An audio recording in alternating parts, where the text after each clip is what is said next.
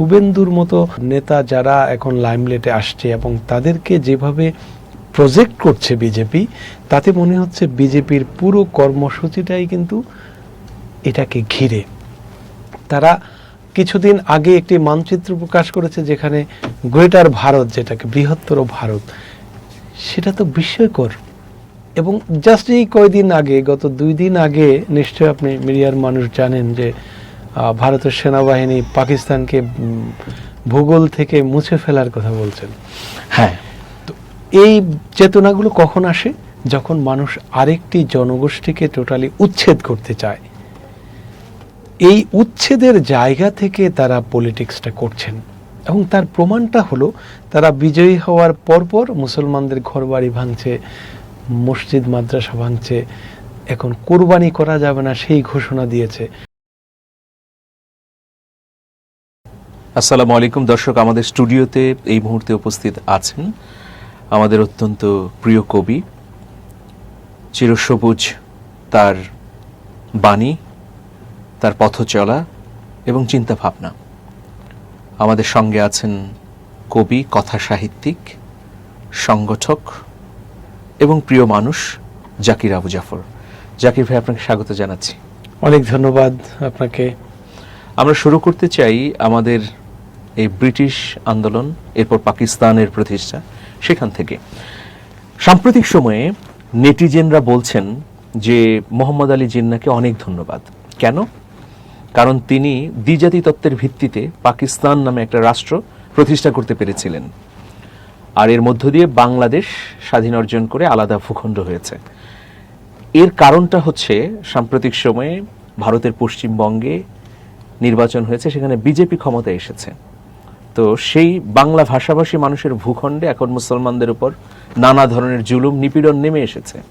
এই প্রেক্ষাপটেই নেটিজেনরা বলছেন যে মোহাম্মদ আলী জিন্নাহ যদি সেই সময় দ্বিজাতি তত্ত্বের ভিত্তিতে পাকিস্তান প্রতিষ্ঠা না করতেন, তাহলে পশ্চিমবঙ্গের মুসলমানদের মতো এই ভূখণ্ডের মুসলমানদের একই অবস্থা হতো।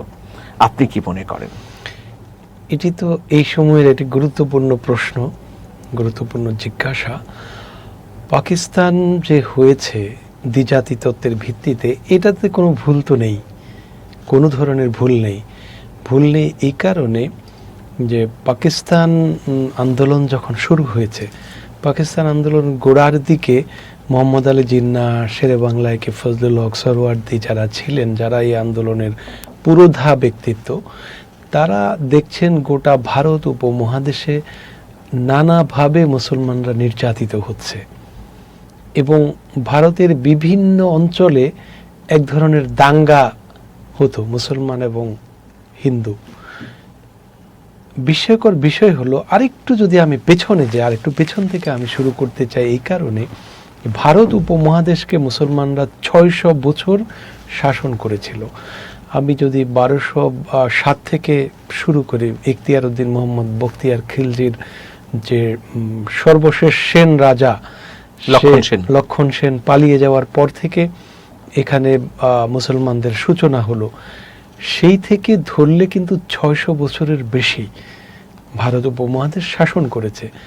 এই শাসনের সময়ে হিন্দুদের উপরে মুসলমান নৃপতিরা বা মুসলমান শাসকেরা কোথাও নির্যাতন করেছে কিংবা হিন্দু ধর্মকে গলিয়ে দেয়া, হিন্দু ধর্মকে শেষ করে দেওয়ার যে মেন্টালিটি বা মানসিকতা কোথাও শো করেছেন, এরকম কোনো ডকুমেন্টস কিন্তু ইতিহাসে নেই।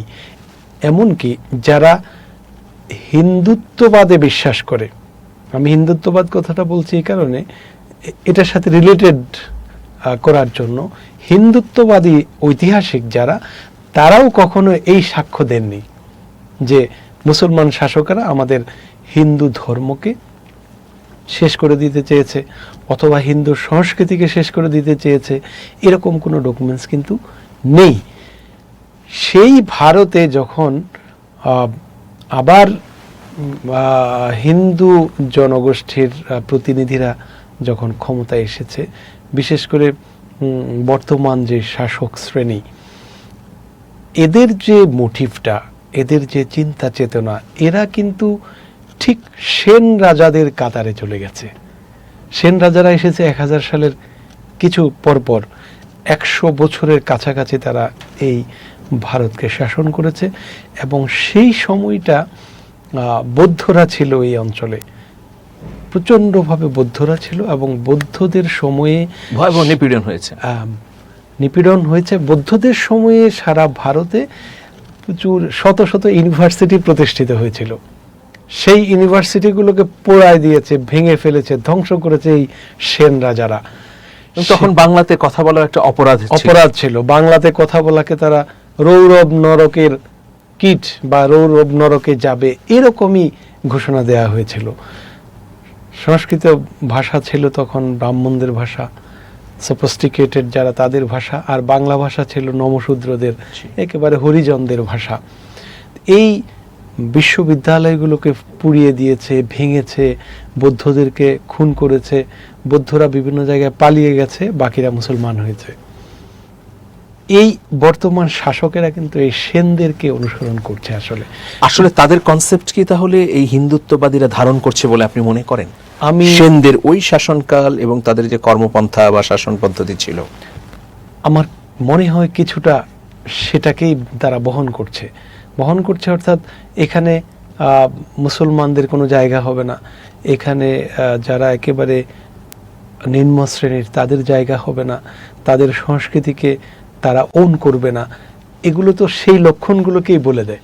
শুভেন্দু অধিকারী কিছুদিন আগে, মানে নির্বাচনের আগে, একটা বক্তব্যে বলেছেন যে এখানে আমরা মোগল এবং পাঠান শাসকদের কোনো স্থান দেব না, তাদের ইতিহাসই থাকবে না, কারণ তারা আধিপত্যবাদী, তারা হানাদার, তারা এই ভূখণ্ডের কেউ না। তবে রাষ্ট্রবাদী মুসলমান তারা এইটা নতুন করে সংজ্ঞায়িত করছে যে রাষ্ট্রবাদী মুসলমানদের আমরা জায়গা দিব, কিন্তু বাবর, হুমায়ুন, মুঘল সহ পাঠান যারা ছিল তাদের কোনো ঠাঁই নেই। তাদের কনসেপ্টে যে মসজিদগুলো করা হয়েছে বা মুসলমানদের স্থাপনাগুলো, সেগুলোও আমরা ধ্বংস করে ফেলব।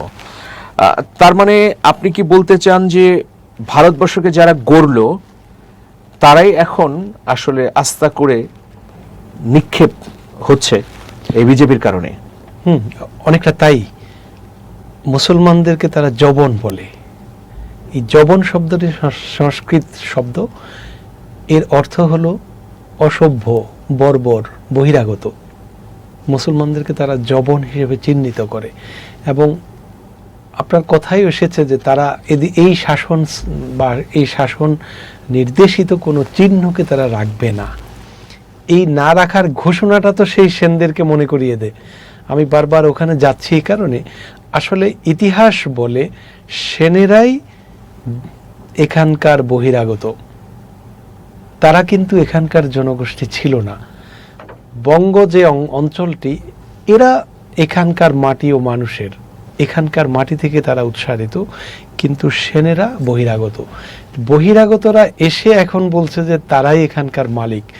ঠিক এই মালিকানার দৃষ্টিকোণ থেকে তারা এখন বলছে যে তারা মোগল আমলের কোনো চিহ্নকে তারা রাখবে না। বিশেষ করে শুভেন্দুর মতো নেতা যারা এখন লাইমলাইটে আসছে এবং তাদেরকে যেভাবে প্রজেক্ট করছে বিজেপি, তাতে মনে হচ্ছে বিজেপির পুরো কর্মসূচিটাই কিন্তু এটাকে ঘিরে। তারা কিছুদিন আগে একটি মানচিত্র প্রকাশ করেছে যেখানে গ্রেটার ভারত, যেটাকে বৃহত্তর ভারত, সেটা তো বিস্ময়কর। এবং জাস্ট এই কয়দিন আগে, গত 2 দিন আগে, নিশ্চয় আপনি মিডিয়ার মানুষ জানেন যে ভারতের সেনাবাহিনী পাকিস্তানকে ভূগোল থেকে মুছে ফেলার কথা বলছেন।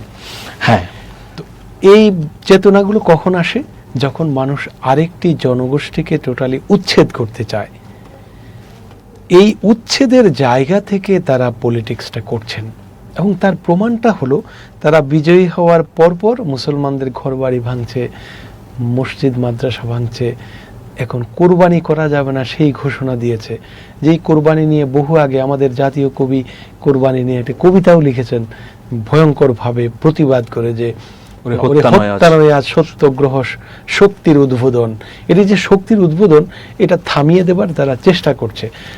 এখন বিষয়টা যদি আমরা এখানে 2 2 4 মিলাই, তাহলে এটি পরিষ্কার হয়ে যায় তারা এখানে মুসলমানদের সংস্কৃতিকে, মুসলমানদের বিশ্বাসকে, কিংবা মুসলমানরা যেই যে জায়গায় তাদের জন্য থ্রেট হবে সেটাকে তারা নিঃশ্বাস ছেড়ে দিতে চায়।